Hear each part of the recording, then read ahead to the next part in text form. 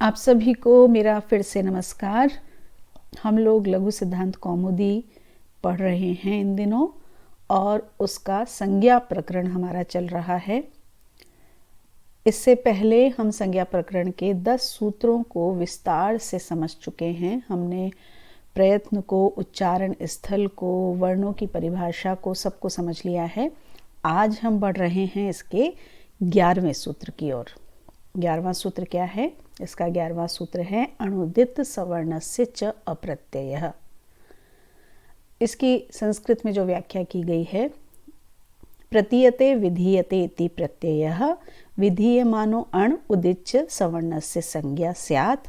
अत्रैव अण परेण णकारेण कु चु टु तु पु एत् उदितः तदेवम् अ इति अष्टादशानां संज्ञा तथेकारो कारौ ऋकार त्रिंशतः एवं ऋकारो अपि एचो द्वादशानाम् अनुनासिका अनुनासिक भेदेन यवला द्विधा ते अनुनासिकास्ते द्वयोर्द्वयोः संज्ञा। क्या तात्पर्य है इसका? इसको समझते हैं।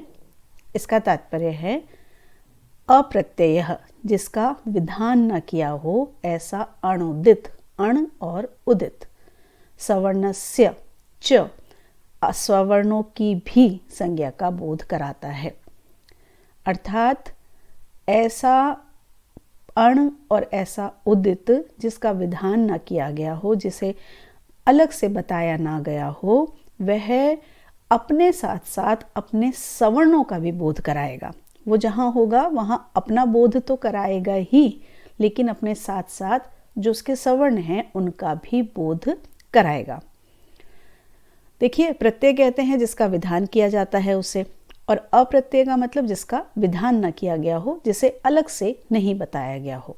तो यहाँ पर जिसे अलग से नहीं बताया गया ऐसा अण, तो अण में हम देखते हैं कि यहाँ पर हम जब माहेश्वर सूत्र देखते हैं तो अ इ ऊर्ण, एक तो वहाँ अण आ जाता है, और एक हम जब बढ़ते हैं अ इ ऊर्ण से लेकर के हय वरट लण, तो वहाँ अ इ ऊर्ण और लण से मिला करके वहाँ भी अण बनता है। तो यहाँ कौन सा अण है? तो यहाँ पर अ इ ऊर्ण के अ से लेकर के लण के ल तक का है। तो उसमें कौन कौन से वर्ण आ जाएंगे?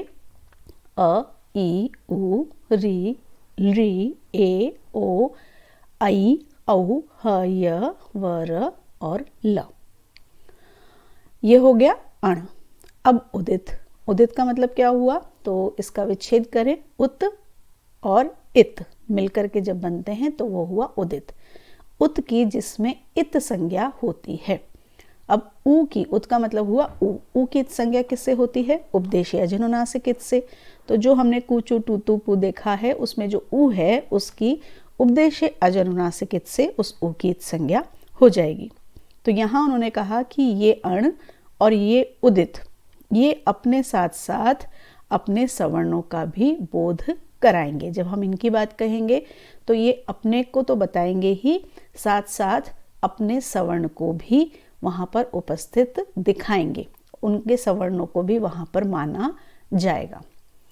अब इसके विस्तार के लिए बताया गया कि यहाँ जो अ, इ, उ हैं, इसके कितने भेद होते हैं? तो हम पहले वर्णों के भेद देख चुके हैं, बहुत विस्तार से हम दोबारा बात नहीं करेंगे। आप उस वीडियो को खोल करके देखें कि अ, इ, उ के 18 भेद होते हैं। ह्रस्व दीर्घ प्लुत से हमने भेद किए थे, उदात्त, अनुदात्त और स्वरित करके। री और री के कुल मिलाकर के 30। कैसे 30? री के 18 और री के 12, तो इनके 18 और 12 मिलाकर के 30 हो गए। ए, ओ, ऐ, औ के 12, क्योंकि इनका ह्रस्व नहीं होता है। और य, व, ल, इनके 2 भेद, अनुनासिक और अननुनासिक। ये अपने साथ में अपने इन सवर्णों का भी बोध कराएंगे। अगर अ की बात आती है तो अ अपने 18 भेदों का बोध कराएगा, ई, उ अपने 18 भेदों का बोध कराएंगे, री अपने 18 भेद का बोध कराएगा, री, ए, ओ, ऐ, औ अपने 12 भेद का बोध कराएंगे, य, व, ल अपने अनुनासिक और अनुनासिक दोनों भेदों का बोध कराएंगे। तो इसलिए उनको कहा गया सवर्ण। रेफ और हकार की गणना यहाँ क्यों नहीं की गई? क्योंकि शिक्षा शास्त्रियों के द्वारा ये माना गया है कि उनका कोई भी सवर्ण नहीं होता है।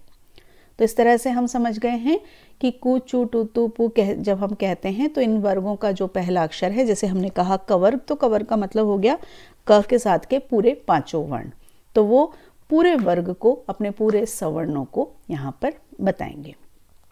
एक विशेष बात जिसको हम पहले भी बात कर चुके हैं सूत्र जब हमने आरंभ किया था, लेकिन एक बार पुनः हम उसे ध्यान रखते हैं क्योंकि यह एक प्रश्न के रूप में भी पूछा जा सकता है कि यहाँ पर जो अण है वो कौन सा वाला, इसमें अण में जो ण है वो कौन सा वाला होगा, अण से लेकर के या फिर इन प्रत्याहार में जो ण आता है। तो यहाँ इस भ्रम को के लिए, इसको हटाने के लिए यहाँ पर स्पष्ट किया गया है कि यहाँ पर जो इस सूत्र में जो अण कर्ण है वो लण में जो अंतिम आता है उसका ही ग्रहण होगा, अन्यत्र हम अ ई ऊर्ण वाले ण को ही मानेंगे।